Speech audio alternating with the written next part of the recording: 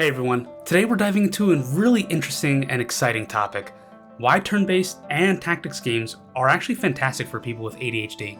So it might sound surprising at first, but these genres offer a unique benefit that really makes them stand out for ADHD gamers. So if you've ever struggled with focus or find yourself bouncing around in real-time games, this might be the genre for you. So let's get into it. Alright, first things first, let's talk about ADHD and gaming. ADHD, or Attention Deficit Hyperactivity Disorder, can make it hard for people to focus on long tasks, keep track of complex objectives, or stay engaged when things get repetitive. For a lot of ADHD gamers, this means that fast-paced, real-time games, especially those requiring constant multitasking and split-second decisions, can feel overwhelming. Imagine trying to stay on top of a dozen things at once without losing track or getting frustrated. It's really intense. And as someone who has ADHD, it really does get intense, especially with a lot of these newer FPS games. I even tried out the new Call of Duty, and while it's fun, I definitely can't keep up with a lot of these guys. But turn-based and tactics games offer a different approach. They let you slow down, think carefully, and approach challenges one move at a time. And that is what makes them special. So let's talk about some of the specific reasons why these games can be so ADHD friendly. Number one, it allows you to take your time.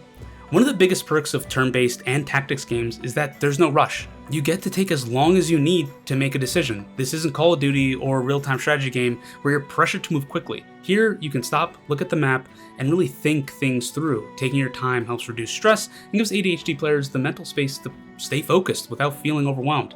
It also allows you to see everything. You can not just look at a map, but you can observe the enemies, their strategies, admire the game for itself. Number two, clear structure and goals. These games often have clearly defined objectives and turn-based mechanics, making it easier to break down complex goals into manageable steps. Whether it's defeating an enemy or solving a puzzle, having each turn be a structured step-by-step process works really well for ADHD brains, which can thrive on structure when it's given in bite-sized pieces. Strategic thinking. Turn-based games encourage strategic thinking and problem-solving, skills that can be super engaging for people with ADHD. In games like XCOM or Divinity Original Sin 1 and 2, or even Baldur's Gate 3, each turn is an opportunity to carefully plan your next move. This keeps things interesting because you're constantly engaging with a new set of problems to solve. ADHD players often love novelty and variety, and tactics games give them just that with each new scenario. Rewarding patience and consistency. These games also teach patience, a skill that can be hard to develop with ADHD. As you progress, you'll often see how consistent planning and careful moves lead to rewards. Plus, the satisfaction of finally conquering a difficult level or pulling off a well-planned strategy can be extremely rewarding for ADHD players who might struggle with motivation in less structured games. And the final bit is its minimal distractions. Turn-based games tend to have minimal distractions compared to real-time games where you're getting bombarded with visual and audio cues all at once. In a game like Slay the Spire, you can sit back, read each card, and think about what makes the most sense without the distractions of flashing lights or constant movement. This focus can be incredibly helpful. Alright, so let's take a look at a few examples of turn-based and tactics games that are especially popular among ADHD players. And number one is going to be the XCOM series.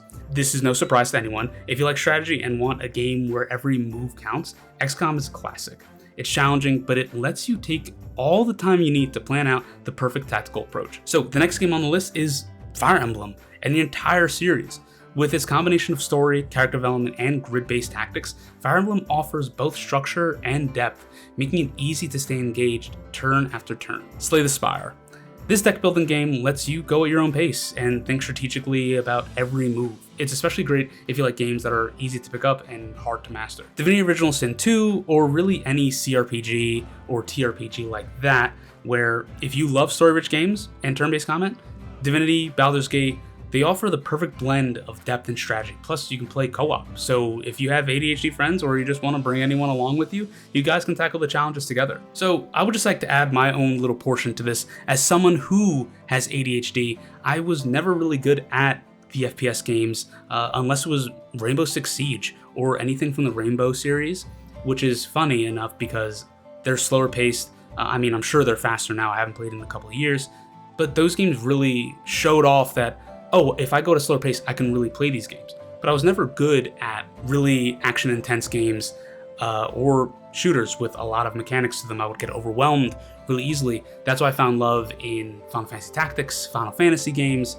Divinity, the original Baldur's Gate games. I would play those through and through, Even Diablo, with how many mechanics it does have, it felt really, I don't want to say like slower pace, but it was definitely a slowdown in comparison to a lot of the games that were present and prevalent during those times. And also fell in love with a lot of MMOs. Final Fantasy XIV, I played a ton of, and both Guild Wars and Guild Wars 2 really slowed things down for me and allowed me to engage and have fun with these types of games while also having ADHD. So, and I wasn't diagnosed until recently, but it really makes a lot of sense why I felt this way while playing a lot of games. So if you or someone you know has ADHD, consider giving turn-based and tactics games a try. They offer a playstyle that's slow and thoughtful without sacrificing any of the fun or excitement. By giving you time to think, structure to follow, and goals to chase, these games can create a surprisingly engaging and enjoyable experience. And hey, you might find that you get hooked, which is something that a lot of my friends ultimately came to figure out, that they came from FPS games and they're like, oh, like these games are like actually a lot of fun, these turn-based games. While they might not have ADHD, it just goes to show that, hey, slowing down and really thinking through can be a fun experience, especially if the game is really well made. So that brings me to my next point, is that gaming is all about finding what works for you. Turn-based games and like these tactics games might just be a perfect match for someone, but also it might not be, and that's entirely okay. Again, they're a lot lower stress, even though like some boss fights might be more stress, more difficult to get through. So you just have to try and try and try and look for something. Again, another game series that I really like was Metal Gear Solid. Again, it's not super fast paced game and I think it's great. Splinter Cell, again, not a super fast paced game that really brings out a lot of things and makes you think. It makes you absorb everything around you. So next time you're looking for something new, give one of the games a shot. Give a turn-based game or a tactics game a shot. There are tons of games everywhere. You have games on Game Pass. Steam has almost 4,000, more than 4,000 different games. Indie games too. Just give them a try. And if you do have ADHD, leave a comment below. Let me know your thoughts. You know, I would love to learn more about others who have ADHD, what games they play, what games they focus in on, and you know, that would be great. So just a huge thank you for watching. If you like this video and want to get more gaming insights, don't forget to hit the like button and subscribe to stay updated. And let me know in the comments, like, are you a fan of these games that I mentioned? Or, you know, if you have a favorite one, as I mentioned before. But that's really it. And until next time, I'll see you guys. Bye.